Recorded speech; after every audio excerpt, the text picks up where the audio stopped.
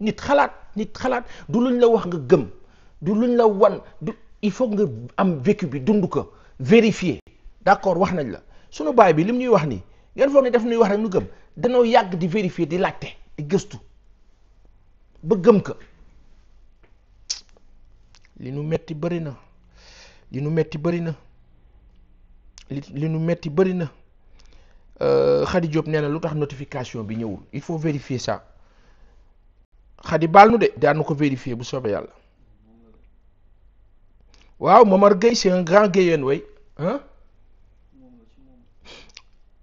Khady gars yi nee nañ ci yow la de notification bi nee nañ ci yow la nga vérifier ko léegi nag dañuy jeexale koo xam ni li sunu baay bi wax moom mën na ko attester mën na ko confirmer mu di sunu beneen kilifa boo xam ni dañu kaawoo mu wax nu li nga xam ne xam na ko ci mbir mi ndax moom xam na mbir yi ba baax ñu kaa wax Mamadou Diango sunu beneen kilifa la boo xam ni dañu kaawoo tëj ak moom émission bi dégg ngeen waxtaan wi de dégg ngeen ko xanaa jommi ngeen ay sénégalais c'est-à-dire que ku ci nekk sa intérêt rek gis nga moo 0,% yooyu 1% 2% yooyu te loolu ñuy wax ni moo am ci administration bi ci secteur yu bare ñu ci bëri prime yi rek la ñu topp njëriñu askan wi moom seen yoon day doon keer am na ñoo xam ni nañ ma baal dañuy ñëw facturer la fayeeku la lu diis pour lañ cay am neexut a wax nag te looloo am ci réew mi dañuy ñëw facturer la lu diis li ñu la war a facturer xam nañ ni lii la ñu diisal ko ndax dañ cay am ay prime moo di musiba moo tax état bi li mu war a lijjanti bare na te xaalis bu bëri état wu Sénégal mu ngi kaa ñàkk ay groupe bu nit jël ko ay de petits groupement c'est-à-dire yoo xam ñoo kaa encaissé taxaw nag bu ñuy wàcc nag dem seen kër yi nag gëliku nag fekk nu ngee rey askan lii dafa metti koñ ba nag dañ fay baax ñu naan du nit ak a baax dafa tabe fekk mu ngi rey askan wi di tabe fii maara de si ñu woo suñu kilifa bi di quelqu'un du secteur ñu woo ko am ak moom waxtaan bu mag daal di jeexal nag xam naa ni guddi na ci yéen waaye kilifa bi bismillah salaamaaleykum. waaleykum asalaam. kilifa bi Mamadou Diango. oui Mamadou Diango. ñu ngi leen di ziar. ñu ngi dellu ziar bu baax a baax. defe naa suivre nga sunu baay bi Momar Gueye. oui suivre nañ ko bu baax di kontaan tamit ci émission bi vraiment émission yi la Sénégal soxla. alhamdulilah xamante ni vraiment dañuy yee Sénégalais yi xamal leen li xew ak histoire bi nga xamante ni wax dëgg yàlla jot na fi jaar surtout ci loxo nguur yi nga xamante ni moo fi jóge. est-ce que mën nga baal ñu rek pour ñuy seetaan nga présenté wu wax ñu aw Alla Kane. waaw maa ngi tudd Mamadou Diango ma nekkoon chemin de fer. doon fa liggéey à partir de 2000 ba 2015. donc di firnde rek ni paa bi li ñu fi wax léegi sunu doyen boobu ñu ngi koy ziar bu baax. lépp lu ñu fi wax rek wax dëgg yàlla téere la dëgg la. parce que lu mu wax yëpp xam ak si départ si conception terre bi ñu yëpp lu mu ci wax da ngay xam ne ni lépp lu mu wax moom wax dëgg yàlla nit mënu koo teggi. donc mu nekk lu am solo ak vraiment orientation yi ñu si joxe yëpp. dëgg yàlla dañ ciy sentir suñu bopp dañ ciy gis suñu bopp ci lépp lu mu wax. yow ci secteur bi nga nekk yow ci secteur bi nga nekk. waaw man maa ngi nekkoon ci secteur sécurité. Voilà, donc mon année, j'ai intégré le chemin de fer à partir de 2000. Oui. Donc à partir de 2003, c'est la privatisation. Donc vous avez le chemin de fer à partir de cette privatisation, la tambalé à partir de 2003. L'où alors nous privatiser quoi? waaw ñaari état yi bu Sénégal ak bu Mali dañu gisoon ni rek bu ñu ko privatiser peut-être dafa doon indi beneen suuf au chemin de fer parce que yaakaar lañ ci amoon et peut-être bu ñu defee la privatisation parce que xam nga ni chemin de fer dafa nekk une gestion bu diis état yi souvent dañ ci am jafe-jafe pour gérer ko donc si loolu moo taxoon tey ñu privatiser ko woon jox ko ay multinationales mais malheureusement ñu ngi ko joxoon c'était pas des ferroviaires xamuñu woon dara ci chemin de fer c'était juste des hommes d'affaires nga xamante ni ñoom yaakaar naa ni seen intérêt rek moo tax ñu ñëw au chemin de fer. Parce que depuis bi ñu privatisé en 2003 amul benn investissement bu ñu fa indi alors que dans le cahier des charges il était question du renouvellement des infrastructures. yaa ngi dégg indiwaat ay machines ak ay locomotives yu bees yeesalaat yoon bi pour que Dakar Bamako mu nekk corridor bi nga xamante ni daanaka depuis des années 90 vraiment ñu ngi sonn ni amoon na njëriñ Sénégal ak diggante Sénégal ak Mali. Voilà.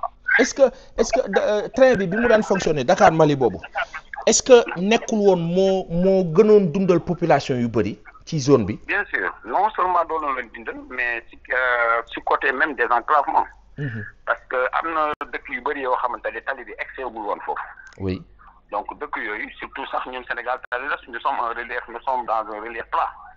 Mais boo demee au niveau de l'autre du voisin nga xamante ne foofu c'est des montagnes xam ne ni tali bi des fois pour mu village yi dëkk yi daanaka dafay sori lool. Oui. Et chemin de fer rek moo leen doon dimbali pour vraiment seeni trafic.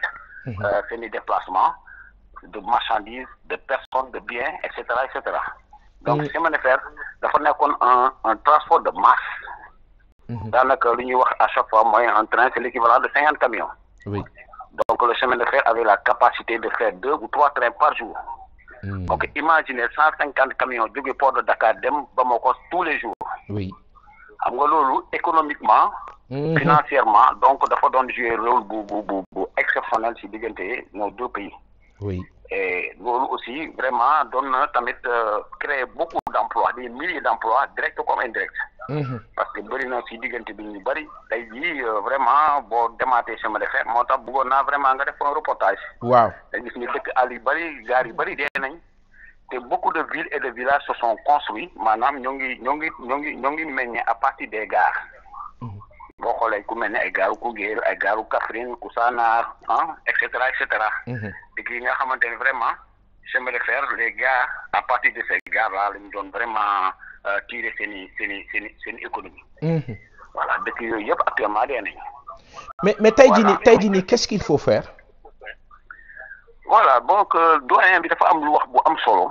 xam nga dañuy sunu nouveau gouvernement yi fa nekk bon vraiment. Problème bu mu am comme moom parce que ku mel ni une personnalité de sa trempe. ñooñu dañ leen war a approcher. dañu waroon soxla seen conseil dañ leen war a ñoom ñoo leen waroon wut si. Exact. Mais problème bu ñu am souvent nos demandes d'audience ou bien nos courriers souvent du am suite. Parce que moi personnellement j'ai écrit à El Malick il m'a jamais répondu le directeur actuel du chemin de fer il m'a jamais répondu. Alors que am na loo xamante ne am na expertise boo xamante ne tey mun naa ne presque en diggante 2015 dàq nañ presque 150 travailleurs. yoo xamante ne tegul woon fenn way dàq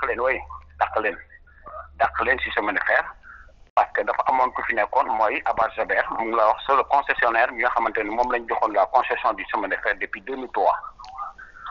Donc Macky Sall bu mu ñëwee en 2012 dans son programme dafa waxoon il va réhabiliter le chemin de fer. moo tax le TER là c'est venu après. Oui. Mais le projet de départ c'était la réhabilitation du chemin de fer Dakar Bamako. loolu la ñu waxoon. cheminot aussi jóg ci xeex ci bëgg tamit ni vraiment cette privatisation amul woon benn njëriñ pour suñu réew donc il fallait que l'État reprenne son patrimoine. Donc si loolu dàq nañ ci presque ay 150 personnes ci xeex boobu. Alors nous on s'attendait à une réhabilitation du chemin de fer parce que doyen bi lu mu wax lépp c'est vrai on a créé des chemins de fer dans le chemin de fer parce que le TER tey di foro bokk ci chemin de fer et non ñu séparé ko voilà le grand train bi ngay wax ni mooy def Dakar Toumbas boobu beneen entreprise la encore à part moo nekk l'ex Petit Train Bleu. Parce qu'en 2003 on a créé 2 sociétés d'exploitation. Transrail et PTB-SA. PTB-SA moom mooy train de banlieue bi moom la ñu renommé def ko les grands trains du Sénégal moom mooy daw Dakar kii bokkut ak ba léegi ak bii dem Dakar Bamako bokkut ak ba léegi ak TER bi. Donc pratiquement on a plus de 3 chemins de fer dans le chemin de fer. C'est pas possible. Voilà donc loolu moo indi situation bi moo tax pour que état yi ñu mën a taxawal le chemin de fer dëgg-dëgg il faut que ñu réunifier encore le chemin de fer comme le chemin de fer lu mu fi nekkoon la société nationale du chemin de fer nga xam moo regroupé tous les secteurs. oui ñu indiwaat loolu je pense que sur la base de cela la ñu mën a amaat une bonne politique ferroviaire. macha allah monsieur Diango. oui kontaan nañu dinañ amal waxtaan bu gën a yaatu. incha allah ngeen dolli ñaan gën a yaatal chaîne bi. incha allah et on va se battre ensemble pour que ñu retrouver suñu chemin de fer incha allah.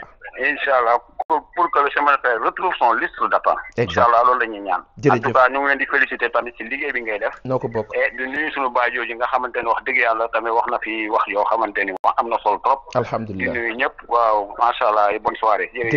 jërëjëf Diango Mouhamed jërëjëf. Sénégal voilà le Sénégal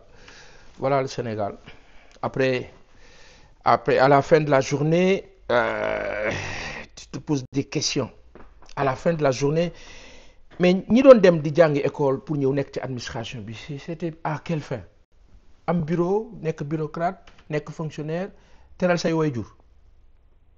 La pire façon d'humilier sa famille, c'est de prendre des décisions dégradantes à l'endroit de toute la communauté dont votre famille fait partie. C'est une haute trahison. Mais maintenant, qu'est-ce qu'il faut faire? Des dirigeants ont pris de mauvaises décisions.